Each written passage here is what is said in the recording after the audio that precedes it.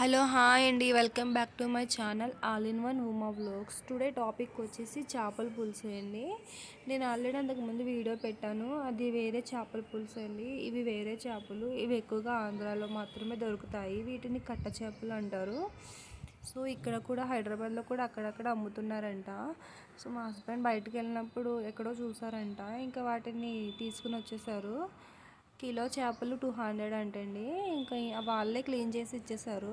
ఇంకా ఇంటికి వచ్చి ఒకసారి ఇవన్నీ కడుక్కొని ఇంకా నేనైతే పసుపు పెట్టేశాను వాటికి అన్నింటికి. పసుపు పెడితే నీచు వాసన రాదు. ఇంకా అలాగా ఒక అరగంట సేపు అలా ఉంచేసాను. తర్వాత కర్రీ ప్రిపేర్ చేసుకోవడానికి చింతపండు పులుసు అయితే నానబెట్టుకుంటున్నాను, దానికి సరిపడినంత.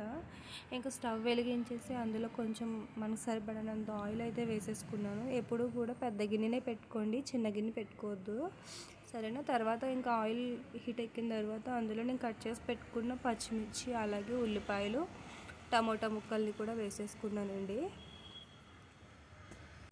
సీజన్ చేంజ్ అయింది కదండి, ఇంకా జలుబు దగ్గులు ఇంకా హెల్త్ ఇష్యూస్ కూడా ఉంటాయి కదా, కొంచెం జాగ్రత్తగా ఉండండి, సరేనా. ఇంకా అయితే నేను ఫ్రై చేసేసుకుంటున్నాను ఈ ఉల్లిపాయలు ఇంకా బ్రౌన్ కలర్ వచ్చేంత వరకు ఫ్రై చేసుకోవాలండి. కింద మాడకుండా లో ఫ్లేమ్లో పెట్టుకొని వేపుకోండి.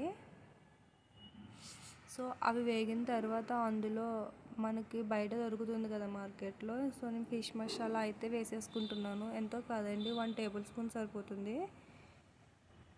ఇంకా ఇంట్లో యూజ్ చేసే మసాలా కూడా వేసేసుకుంటున్నాను. జీలకర్ర, ధనియాలు, గసగసాలు, వెల్లుల్లి, ఇవి మాత్రమే వేసుకున్నానండి పేస్ట్ని. సో బాగా కలిపేసుకున్న తర్వాత అందులో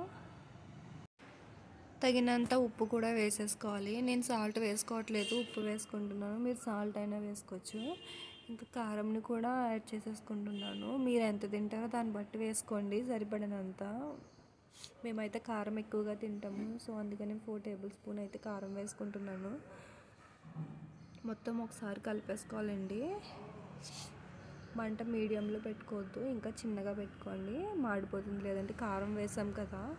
సో ఇంకా అందులో నేను 2 చెంబులు అయితే వాటర్ వేసేసుకున్నాను.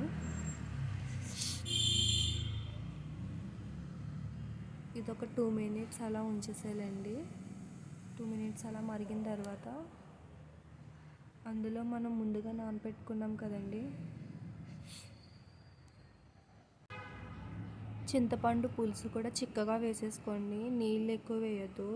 నీళ్ళు ఎక్కువ వేస్తే పలచగా అయిపోతుంది. మనం కర్రీ గ్రేవీ చిక్కగా రావాలంటే ముందుగానే చింతపండు పులుసుని చిక్కగా వేసుకోవాలండి.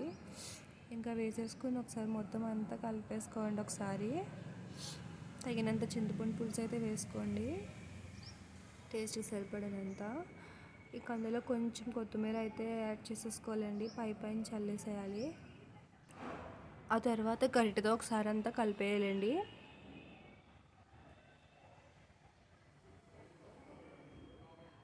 ఇంకా కలిపేసుకొని అందులో మనం ముందుగా పసుపు పట్టించిన చేపలు ఉంటాయి కదండి, సో అవన్నీ ఒక్కొక్కటిగా అందులో వేసేసుకోండి.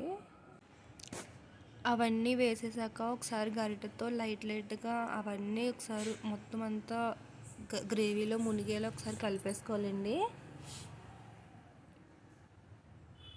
అలా కలిపేసుకొని ఇంకా మనం మూత పెట్టేసుకోవచ్చండి. ఒక 10 మినిట్స్ అలా ఉడకనివ్వండి. చిన్న మంటలో పెట్టుకోండి, మీడియంలో కూడా అవసరం లేదు, ఇంకా చిన్నగా పెట్టుకోండి. ఇంకా తర్వాత అందులో కొంచెం కొత్తిమీర యాడ్ చేసుకోవాలండి. ఇది మాత్రం గరిటెతో అస్సలు కలపొద్దు. ఇంకా మూత పెట్టేసేయండి. మూత పెట్టేసి ఒక 5 మినిట్స్ అలా ఉడకనివ్వండి, ఎక్కువ ఉడకనివ్వద్దు, చేపలు పీచు అయిపోతాయి.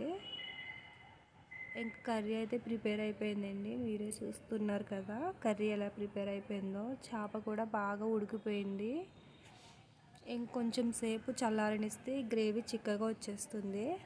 సో నా కర్రీ నచ్చితే లైక్ చేయండి, అలాగే సబ్స్క్రైబ్ కూడా చేసుకోండి. ఇంకా వీడియోస్ నా ఛానల్లో అయితే పెట్టాను, ఓపెన్ చేసి చూడండి, చాలా రెసిపీస్ అయితే ఉంటాయి. సో ఈ విధంగా చేసుకుంటే అయితే కర్రీ చాలా టేస్టీగా ఉంటుందండి. నేను మా స్టైల్లో చెప్పాను, చాలామంది ఇలాగే వండుకుంటారు అనుకుంటా. బట్ వేరే డిఫరెంట్ స్టైల్లో కూడా వండుకోవచ్చు. బట్ ఇది మా ఆంధ్ర స్టైల్ అండి, చాలా టేస్టీగా ఉంటుంది. సో నా కర్రీ నచ్చితే లైక్